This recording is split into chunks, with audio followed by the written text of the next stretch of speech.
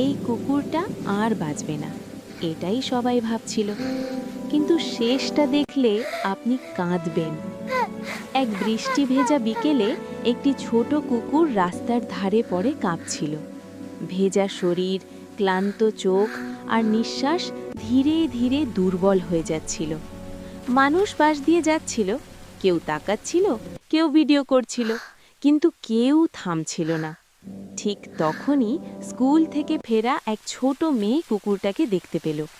সে দৌড়ে গেল, ব্যাগ নামিয়ে আলতো করে It's okay, কুকুরটাকে little কোলে one. তুলল। I've got you. মেয়েটা There, বাড়িতে all এনে wrapped up. নরম You're safe কাপড় now. দিয়ে মুছল, গরম There পানি you দিল go, আর all dry. ছোট বাটিতে Here you খাবার go, রাখল। warm water and food. সারা রাত সে কুকুরটার পাশে বসে মাথায় হাত বুলিয়ে সাহস জুগিয়েছিল। কয়েকদিন পর কুকুরটা আবার শক্তি ফিরে পেল। সে দৌড়াতে লাগলো, খেলতে লাগলো আর খুশিতে ল্যাজ নাড়ল।